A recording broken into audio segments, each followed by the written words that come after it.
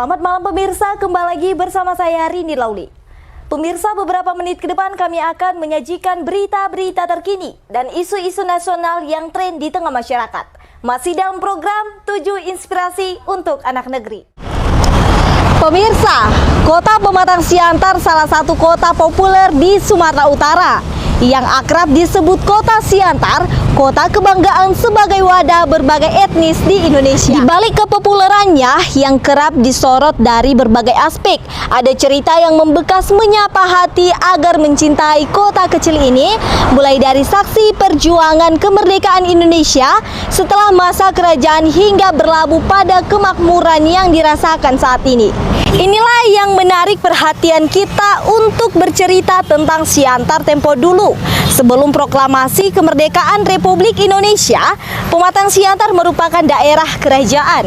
Pematang Siantar berkedudukan di Pulau Holong, raja terakhir yakni Tuan Sang Nawalu Damanik sejak 1906. Pematang Siantar sendiri berasal dari kata Melayu kuno yang sudah diadopsi dalam kosakata Batak pesisir, khususnya di daerah Simalungun. Di abad 20 bila ada orang mengatakan kata Siantar, maka akan mengingatkannya pada suatu kota yang terkenal keras, premanis, dan banyak cawarannya. Pematang Siantar terkenal heterogen. Berbagai suku, agama, dan budaya terdapat di Siantar. Dalam beberapa literatur disebut, nama asli kota Siantar disebut Siatar dan masih terkait dengan kerajaan di Simalungun yang dikenal dengan Raja Jumorlang dan Datu Bolon. Nama Pematang Siantar tersebut diawali dari cerita Datu Bolon dan Raja Jumorlang, yang mana keduanya memiliki kesaktian mandraguna dan saling mengadu kesaktiannya di Bukit Parbijaan di Pulau Holong, dan pemenangnya akan mendapat hadiah wilayah dan harta benda serta istri orang yang telah dikalahkan. Pertandingan ini dinilai sangat luar biasa karena kesaktian yang sangat tersohor. Dan siapa sangka pertandingan ini dimenangkan oleh Datu Bolon. Secara kesatria, Raja Jumorlang menyerahkan kedudukannya kepada Datu Bolon dan nama Datu Bolon diubah menjadi Raja Namartua. Dan akhirnya mengawini bekas permaisuri dari Raja Jumorlang dan posisinya tetap sebagai Puan Bolon atau permaisuri. Untuk asal mula nama Siatar berasal dari nama sebidang tanah di ataran Pulau Holong. Dalam bahasa Simalungun, atar ditambah akhiran artinya kata unjuk untuk sebuah wilayah. Lama-kelamaan akhiran an ini berubah menjadi awalan si. Sementara awalan si dalam bahasa Simalungun dipakai untuk sebuah kata tempat dan benda. Setelah digabung akhirnya kata-kata itu menjadi nama sebuah perkampungan. Lambat laun daerah tersebut semakin padat penduduknya dan warga pendatang juga terus bertambah. Sedangkan kata pematang berartikan parhutaan atau perkampungan. Dulu, raja yang berkuasa di Siatar tinggal di rumah Bolon. Dan dari keadaan demikian muncullah ide tempat tinggal raja disebut Pematang. Sehingga jika digabungkan nama itu menjadi Pematang Siantar, artinya Istana Raja Siatar. Salah satu peninggalannya yakni Masjid Raya Pematang Siantar yang didirikan pada tahun 1911, yang mana lahannya merupakan hibah dari Raja Sang Nawalu Damanik pada tahun 1910. Pemirsa, Kota Pematang Siantar dulunya adalah area kerajaan. Namun setelah Belanda memasuki daerah Sumatera Utara pada tahun 1907, kemudian menjadi daerah kekuasaan kolonial Belanda, berakhirlah kekuasaan raja-raja saat itu. Dan disinilah awal kejayaan pemerintah kolonial Belanda yang mendirikan beberapa bangunan hingga penampakan bangunan dengan nuansa khas kolonial Eropa tersebut menjadi daya tarik Kota Pematang Siantar saat ini. Seperti gedung BRI yang dapat kita lihat bersama, yang dulunya disebut Javace, bank pertama bangsa Belanda, sebagai cikal bakal bank di Indonesia termasuk di Pematang Siantar. Nuansa arsitektur khas Eropa tersebut kerap membuat orang baru sadar sekarang. Salah satu peninggalan zaman kolonial Belanda yang menjadi saksi sejarah di Kota Pematang Siantar yaitu adalah Balai Kota.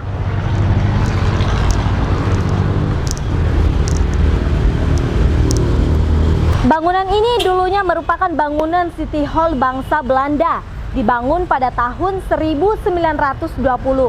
Gedung ini juga pernah menjadi kantor Gubernur Sumatera era Teuku Muhammad Hasan sejak 29 Juli 1947.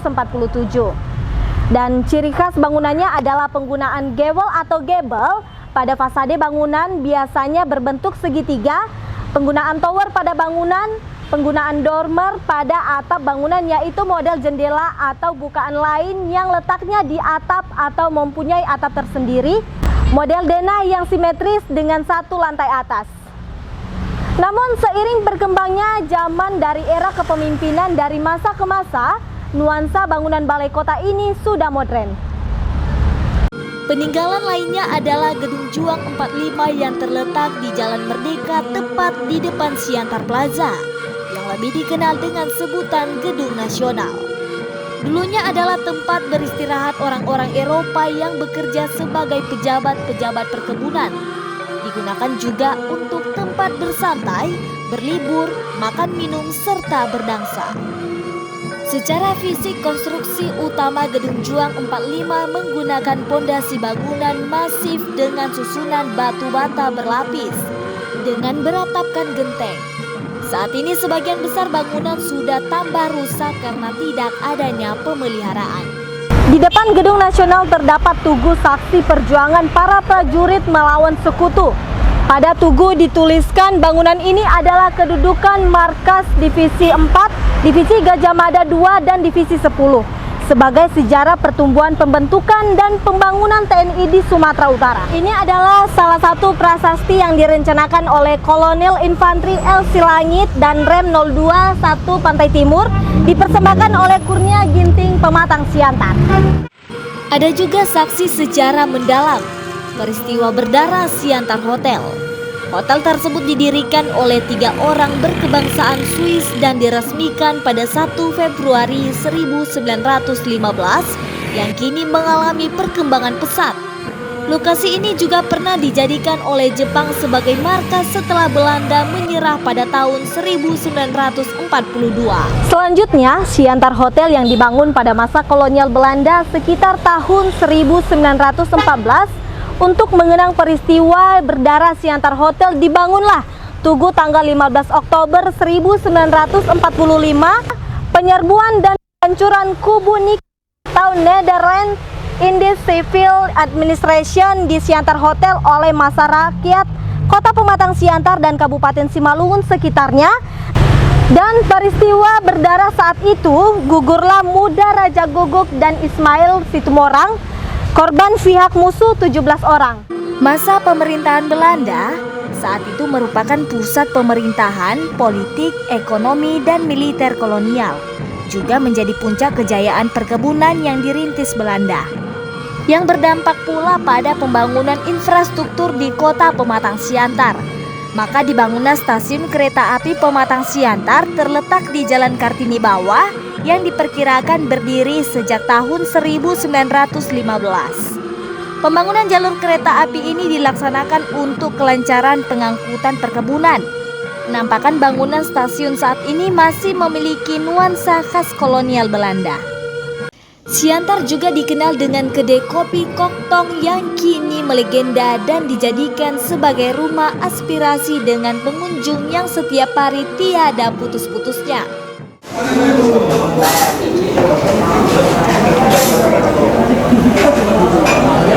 Jadinya terasa ya, Zra? Ya. Nah pemirsa, Siantar merupakan wadah saksi sejarah. Jadi bagi kamu yang ingin berkunjung ke Siantar, berkunjunglah juga ke kedai kopi Koktong demi memeriahkan Semarak HUT Pematang Siantar tentunya pemirsa. Yang keberapa tahun ya, Zra? 151 tahun. Pada tanggal 24 April 2022. Sungai Babolon yang alirannya terdapat di beberapa titik juga menjadi salah satu saksi sejarah. Merupakan tempat pemandian raja-raja, juga adalah sungai terbesar. Salah satu penampakan bersejarah masa kerajaan Siantar adalah Sopo Sanglawalu di Pematang, di mana dalam bangunan berbentuk pondok itu terdapat 10 batu, patung kuda, patung kayu dengan corak Simalungun. Selain itu, ada Jalan Bandung tahun 1947, Museum Simalungun 1939, Pasar Horas tahun 1900, Komplek Taman Bunga, Jalan Merdeka, dan Jalan Sutomo. Pada awal kemerdekaan bangsa Indonesia, Kota Pematang Siantar menjadi salah satu bagian penting dalam pembentukan pemerintahan Republik Indonesia di Sumatera Utara. Menjadi kota terbesar kedua setelah Medan di Sumatera Timur. Pematang Siantar kemudian menjadi pilihan utama ketika Medan yang berstatus ibu kota Provinsi Sumatera tidak lagi aman untuk dijadikan pusat pemerintahan Sumatera karena banyaknya konflik dan tekanan dari pihak sekutu Netherlands in the Civil Administration. Pemindahan pusat pemerintahan ini seketika merubah keadaan Pematang Siantar menjadi sebuah kota yang revolusioner, di mana setiap sudut kota terlihat para tentara, laskar, pegawai pemerintahan, dan para pengungsi dari kota Medan saling berbaur satu sama lain. Pematang Siantar di awal abad ke-20 juga merupakan kota kedua terbesar di kawasan Sumatera Utara. Pertama, karena terletak sekitar 1.900 meter di atas permukaan laut, menjadikan kota ini memiliki iklim yang sejuk dan ditinjau dari geografis letak Pematang Siantar sangat strategis, baik dari segi ekonomi, politik, maupun dari sudut pandang pertahanan. Oleh karena itu, pada tahun 1915, kota Pematang Siantar dijadikan sebagai ibu kota Afdeling Landscape Simalungun and Carolandan oleh pemerintah kolonial Belanda. Kedua, karena letaknya yang juga strategis sebagai daerah penghubung untuk kepentingan ekonomi politik Belanda antara daerah Tapanuli, Karo, Simalungun, dan dataran rendah Sumatera Timur. Dan yang ketiga, keberadaan kota Pematang Siantar sebagai kota transit dan ibu kota Afdeling kemudian menjadikan kota ini berkembang pesat dan menjelma sebagai salah satu pusat ekonomi perkebunan di Sumatera Timur saat itu. Pematang Siantar mulai mendorong banyaknya para pendatang dari berbagai etnis dan berkembangnya sebagai profesi baru yang dibutuhkan untuk memfasilitasi masyarakat perkebunan. Hal inilah yang kemudian menjadi akibat Pematang Siantar sebagai salah satu daerah padat penduduk dan sekaligus menjadi kota heterogen. Kondisi sosial demografi ini tampaknya menjadi alasan kota Pematang Siantar mulai berkembang menjadi daerah yang cukup cepat menerima ide-ide nasionalisme di kawasan Sumatera Utara. Diawali dengan masuknya ide organisasi Budi Utomo pada tahun 1908 dan Syarikat Islam pada tahun 1929, selanjutnya Pematang Siantar mulai kedatangan banyak organisasi kebangsaan lain, mulai dari bidang sosial dan pendidikan dari taman siswa, hingga bidang politik dan nasionalisme seperti Partai Nasional Indonesia, Gerakan Rakyat Indonesia, dan Gabungan Politik Indonesia. Pada tahun 1993, kota ini pernah meraih Piala Adipura atas kebersihan dan kelestarian lingkungan. Selain itu, karena ketertiban pengaturan lalu lintasnya, kota ini pun mendapat penghargaan Piala Wahana Tata Nugraha pada tahun 1996. Pematang Siantar juga merupakan kota kelahiran Wakil Presiden ketiga Republik Indonesia, Adam Malik Batubara, yang menjabat sejak tahun 1978 hingga 1983, yang ditetapkan juga sebagai pahlawan nasional. Lalu bagaimana cerita Siantar sekarang? Pertanyaan demikian seolah-olah menagih utang yang mengharuskan kita agar membayarnya. Sayangnya utang tersebut masih belum bisa sepenuhnya dibayar lunas, alias masih dicicil. Dianalogikan pada kondisi Pematang Siantar saat ini, sungguh sangat memprihatinkan. Bagaimana tidak, berbagai persoalan menyelimuti kekuasaan pemerintah dari masa ke masa. Miliaran bahkan puluhan miliar APBD Kota Pematang Siantar terserap. Ironisnya, serapan tersebut terkesan sia-sia. Aset-aset yang direncanakan terbengkalai bak rumah hantu, seperti GOR, Stadion Martoba, Tugu Sangnawalu, Siantar City Mall, Adipura, dan Tata Nugraha Sirna, membuat Pematang Siantar seolah-olah tak punya harta sejarah yang patut dirawat dan dilestarikan. Trotoar sebagai hak pejalan kaki telah dirampas pedagang kaki lima. Jalan utama menjadi lokasi parkir serta sampah rumah tangga berserakan memenuhi pinggiran kota. Lingkungan sudah tidak tertata apik. Prestasi sebagai kota toleransi melorot drastis. Sesungguhnya, Pematang Siantar butuh pemimpin yang visioner, cerdas, tanggap, serta berani mengambil kebijakan pro rakyat. Sebagai perempuan pertama yang memimpin kota Siantar, Susanti Dewayani di era kepemimpinannya sejak dilantik 22 Februari 2022 lalu, yang kini berstatus sebagai pelaksana tugas telah memulai gerakan-gerakan peduli lingkungan, mulai program prioritasnya yaitu LISA, Lihat Sampah Ambil. Di setiap pemerintah desa, Susanti menghimbau, bahkan di setiap kegiatannya, LISA selalu menjadi sisipan utama dalam sambutannya. Dengan visi misi Susanti Dewayani yakni mewujudkan kota Siantar yang bersih, sehat, sejahtera, dan berkualitas, rakyat Siantar yakin di usia kota 1000 sejarah yang 151 tahun ini, pemerintah Kota Pematang Siantar dapat merealisasikan pembangunan, tersalurnya bantuan kesejahteraan serta sosialisasi untuk Siantar yang mampu bersaing.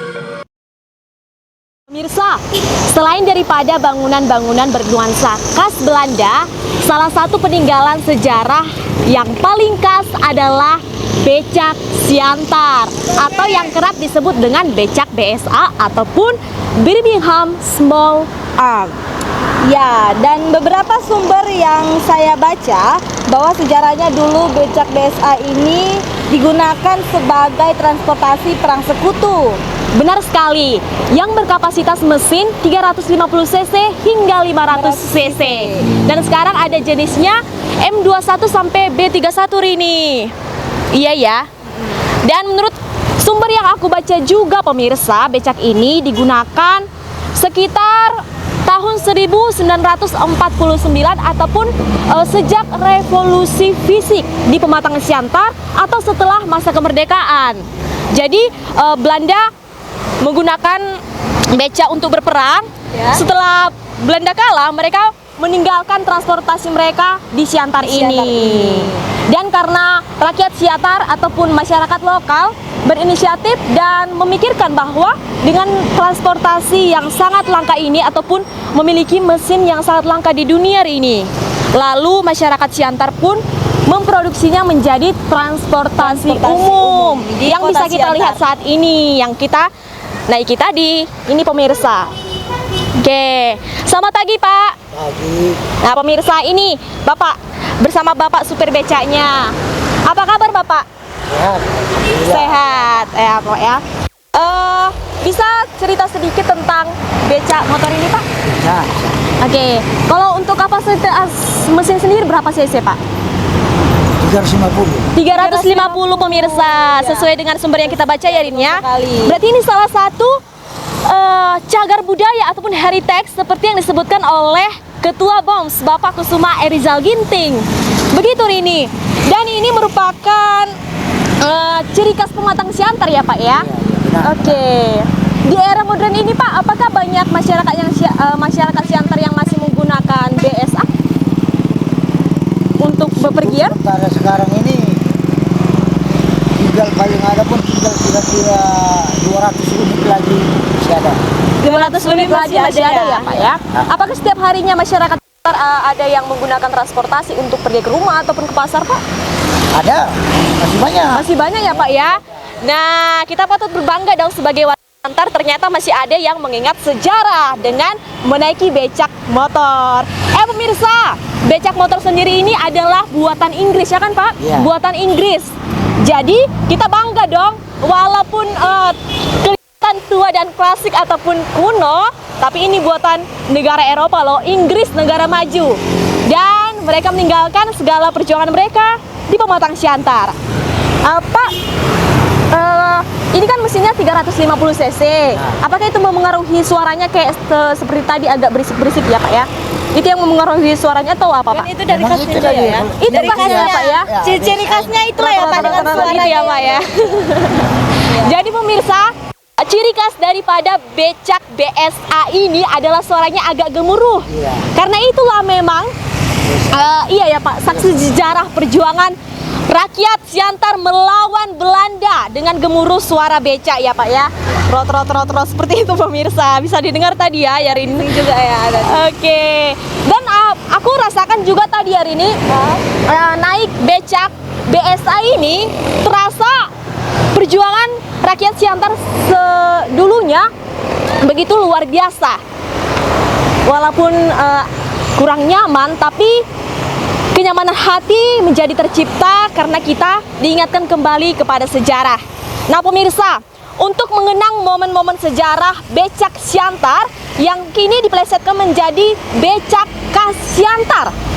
Walaupun di beberapa daerah seperti Yogyakarta, Semarang ada becak, tapi di Siantar juga menjadi salah satu cagar budaya dan kini diperingati dan dibangunlah sebuah tugu becak Siantar pada Oktober 2016 lalu dan sebagai peringatan konvoi BOMS di pematang Siantar.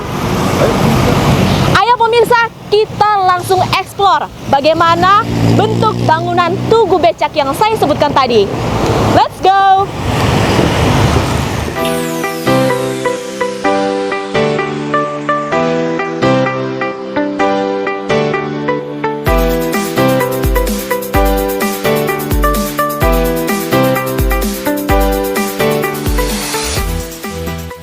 Becak, tolong bawa saya.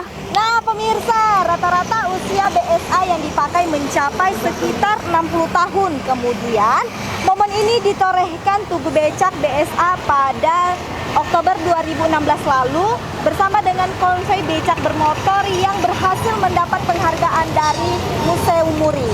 Nah, pemirsa, ini dia Tugu Becak Pematang Siantar.